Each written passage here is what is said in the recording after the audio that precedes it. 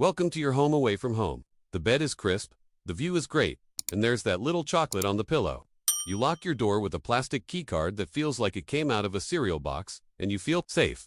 But how safe are you, really? We have this illusion of a secure bubble when we travel. We trust the lock, we trust the staff, and we especially trust that little metal box in the closet they call a safe. Let's be brutally honest. That safe is for amateurs. Most hotel safes can be opened in seconds by management with a master key or an override code. It's designed to keep an honest person honest, not to stop someone who knows what they're doing. Today, we're throwing that false sense of security out the window. We're going to bypass the obvious and get smart. We're going to get a little weird. These are the tricks that go against a thief's playbook. They're looking for a quick, easy score. They want to be in and out in under 2 minutes. Your job is to make your room as confusing, inconvenient, and strange as possible. Secret 1. Forget the sock drawer. The classic, so classic. In fact, it's the very first place anyone looks. It's predictable. And when it comes to protecting your valuables, predictable is the enemy. So, what's the alternative?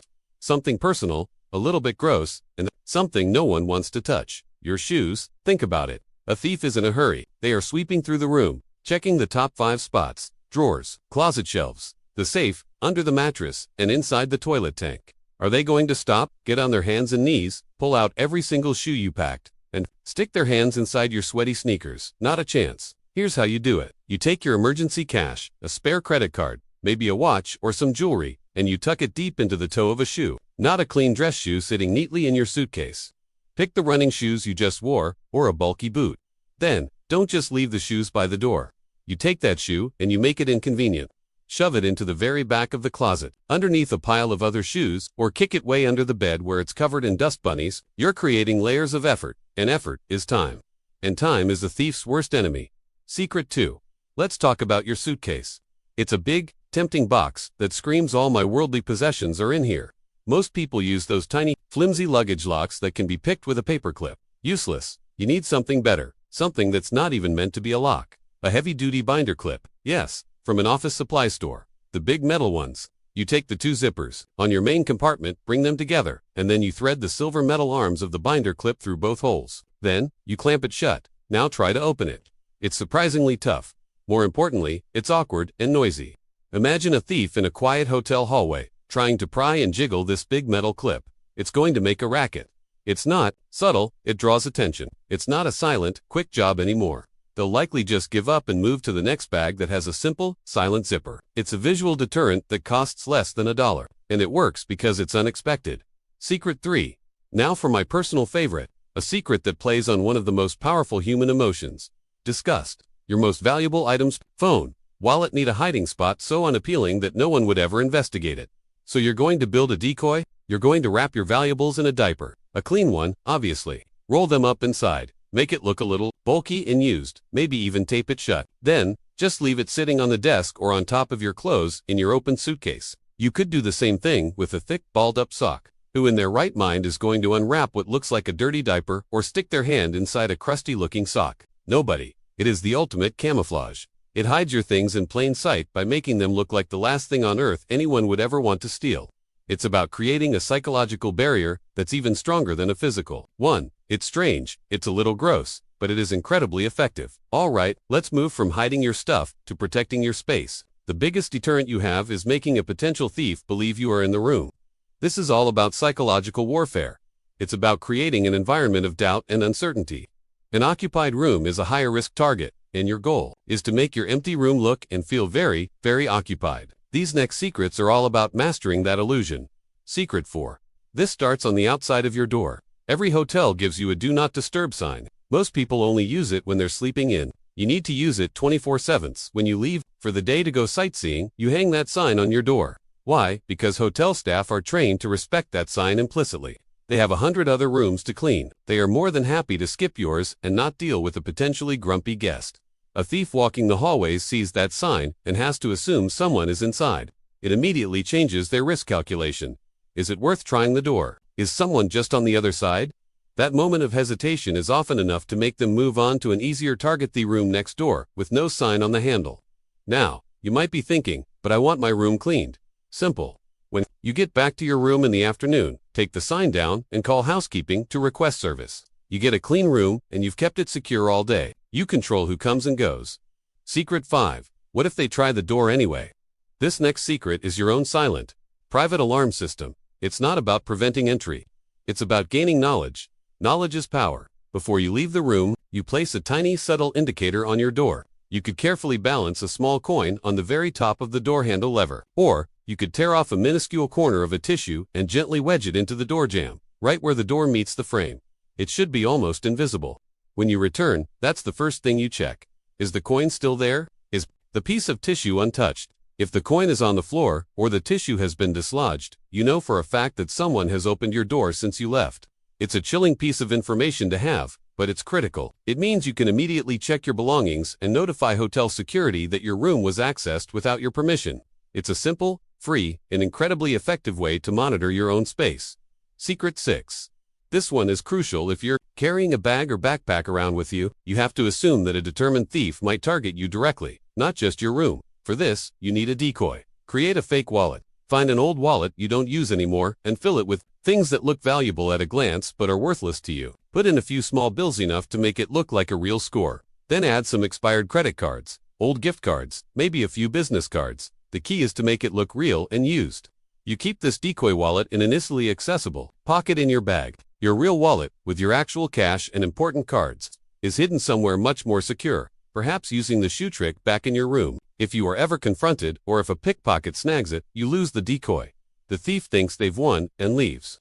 You've just mitigated a major loss and de-escalated a dangerous situation for the price of a few dollars and some old plastic. It's a proactive defense that protects you both inside and outside the hotel. Now we move into the truly strange, the next level of paranoia that will absolutely guarantee your stuff stays safe. These are the secrets that require a little more creativity and commitment, but they create a fortress of personal security that is nearly impenetrable. We're going to make your valuables completely invisible and your room an absolute nightmare for any would-be thief. These are the expert-level moves. Secret 7. We've talked about hiding things in disgusting places. But what about a place so mundane, so boring, it's functionally invisible? The hotel bathroom is filled with these opportunities. I'm talking about the shampoo safe. Go to a pharmacy before your trip and buy a bell-sized, completely opaque bottle of shampoo, conditioner, or lotion. The thicker the liquid, the better. At home, empty it out and wash it thoroughly. When you get to your hotel, take your most precious small items, rolled up cash, jewelry, a data-filled USB stick, place them in a tiny waterproof plastic baggie, and push it down into the empty bottle.